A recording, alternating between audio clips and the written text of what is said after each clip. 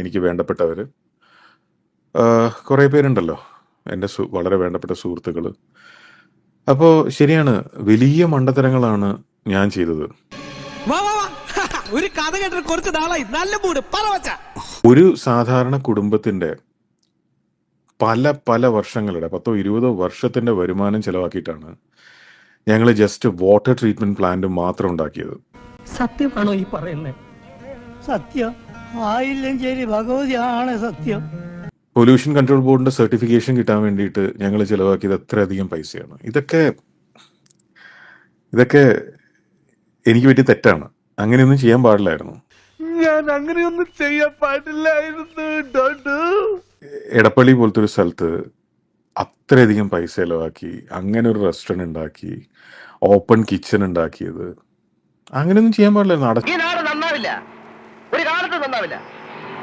എന്തരാണെന്ന് അറിഞ്ഞൂടാ, മുഖത്ത് നിറച്ച് വിനയം വാരിത്തേച്ച് വച്ചാലും ഇടയ്ക്കിടയ്ക്ക് ഉള്ളിക്കിടക്കണ ഫ്രാഡുകൾ പുറത്തോട്ട് തള്ളി തള്ളിക്കാറ് വരും.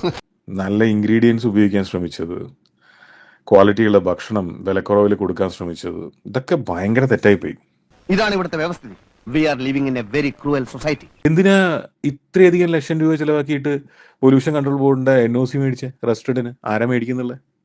അങ്ങനെ അത് ചെയ്ത് തെറ്റായിപ്പോയി. അങ്ങനെയൊന്നും ചെയ്യാൻ പാടില്ലായിരുന്നു. ഒരു ഗ്രീസ് ട്രാപ്പ് പോലും വെക്കാത്ത അതൊന്നും ചെയ്യാൻ പാടില്ലായിരുന്നു. ഒന്നും ചെയ്യാൻ പാടില്ലായിരുന്നു. അതങ്ങനെ വരൂ, അതങ്ങനെ സംഭവിക്കൂ. ഈ ലോകത്തിന്റെ ഒരു പോക്കേ. തളരരുത് രാമൻകുട്ടി, തളരരുത്. കലാകാരനല്ലാത്തവരെ സമൂഹം അംഗീകരിക്കില്ല. നീ സമാധാനിക്കും. ഞാനൊരു സാധാരണ രീതിയിലുള്ള ഒരു റെസ്റ്റോറൻറ്റ് തുടങ്ങിയിരുന്നെങ്കിൽ കിട്ടുന്നത് എന്താണെന്ന് വെച്ചാൽ ഏറ്റവും വില കുറഞ്ഞ് കിട്ടുന്ന ഇൻഗ്രീഡിയൻസ് എല്ലാം കൂടെ കലക്കി ഒരു സാധാരണ മാർക്കറ്റിൽ കിട്ടുന്ന അതേ വിലക്ക് കസ്റ്റമേഴ്സിന് കൊടുത്തിരുന്നെങ്കിൽ ആർക്കും എന്നെ പറ്റി ഒരു പരാതി ഉണ്ടാവില്ലായിരുന്നു. വിവരമുള്ളവർ എന്തെങ്കിലും പറഞ്ഞെന്ന് വെച്ച് വിവരമില്ലാത്ത സാറൻ തന്നെ മറുപടി പറയാൻ പോകുന്നത്. Sorry sir. എത്രയോ പേര് ചോദിച്ചു ഈ ഇൻഡസ്ട്രീനെ കുറിച്ച് അറിയുന്നത്. ഇപ്പൊ താൻ എന്തിനാണ് ഈ എല്ലാ കറിയിലും തേങ്ങ അരക്കുന്നത്? അതിന്റെ ആവശ്യം എന്താ?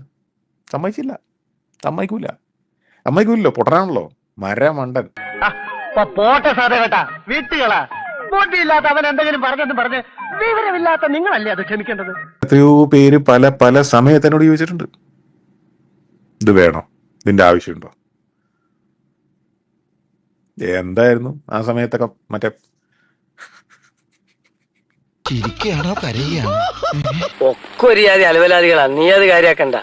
ഞാനെന്തൊരു മണ്ടന, ഞാനെന്തിനു ഈ ചാവാൻ നടക്കുന്ന ഈ മറ്റേ ഓപ്പൺ കിച്ചൺ ഉണ്ടാക്കുക, മറ്റേ ട്രീറ്റ്മെന്റ് പ്ലാന്റ്, വേസ്റ്റ് മാനേജ്മെന്റ്, മറ്റത് മറിച്ചത്.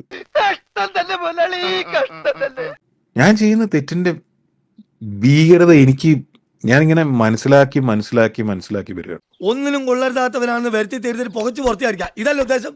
ഇനി ഒരു സെക്കൻഡ് ഞാൻ ഇവിടെ കൂല. പ്രേമ, ഞാൻ പോണി, എന്നെ തടുക്കരുത്.